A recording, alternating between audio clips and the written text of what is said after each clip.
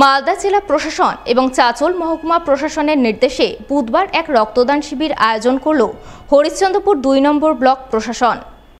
প্রশাসনিক উদ্যোগে রক্তদান শিবির অনুষ্ঠিত হল বারোদুয়ারিতে অবস্থিত হরিশ্চন্দ্রপুর 2 নম্বর ব্লক দপ্তরে। উপস্থিত ছিলেন ব্লকের বিডিও তাপস কুমার পাল, এডিএ উৎপল আচার্য, জেলা পরিষদ সদস্য বুলবুল খান সহ অন্যান্যরা।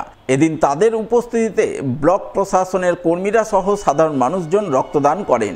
সেই সঙ্গে রক্তদানে এগিয়ে আসেন ব্লকের বিডিও, এডিএ এবং জেলা পরিষদ সদস্য। তারা সকলে মিলে কার্যত উৎসবের মেজাজে রক্তদান করেন বলে জানা গেছে।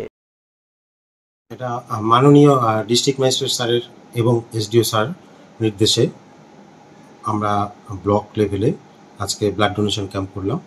এটা দিয়ে শুরু হলো হরিশ্চন্দ্রপুর 2-এ, মানে হরিশ্চন্দ্রপুর 2-এর ক্ষেত্রে প্রথম এটা। এরপরে 9টা জিপিতে এক এক করে ডেট ফিক্স করা আছে। 9টা জিপিতেই ব্লাড ডোনেশন ক্যাম্প হবে, ডিফারেন্ট ডেট। 100-এর উপর হবে এটা এক্সপেক্টেড, যা বাইরে যারা বসে আছে দেখে বুঝতে পারে। রক্ত দিলে তাতে ভয়ের কিচ্ছু নেই, এতে সমাজের কল্যাণ হয়, আমার নিজের শরীরের পক্ষেও ভালো, কেননা ব্লাড রিজেনারেটস।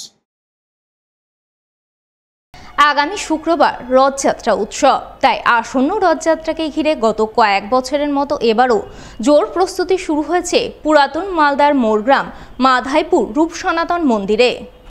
মন্দির কমিটির এক সদস্যের মুখ থেকে জানা গেল, এবছর রূপ সনাতন মন্দিরের রথযাত্রা 18তম বর্ষে পদার্পণ করতে চলেছে। প্রতি বছরের মতো এবারও মন্দির কমিটির পক্ষ থেকে সাড়ম্বরের রথযাত্রা উৎসব পালন করা হবে। মন্দির থেকে রথযাত্রা শুরু হবে। এই রথ গোটা মোরগ্রাম মাধাইপুর সহ আশপাশের বিভিন্ন এলাকা পরিক্রমা করবে। তাই আশা করছেন প্রতি বছরের মতো এবারও এই রথযাত্রাকে ঘিরে ঢল নামবে ভক্তদের। মোরগ্রাম মাধাইপুর ধাম, এখানে রূপ সনাতনের জন্মস্থান। 18 বছর থেকে এখানে রথ পরিচালনা করছি আমরা। আমাদের এখানে রথ উপলক্ষে প্রতিবার না হলেও 5000-6000 লোক হয় এবং জাঁকজমকের সঙ্গে এই রথ আমরা পরিচালনা করি। মালদা জেলার মধ্যে একটা বিশাল আলোড়ন সৃষ্টি করেছে।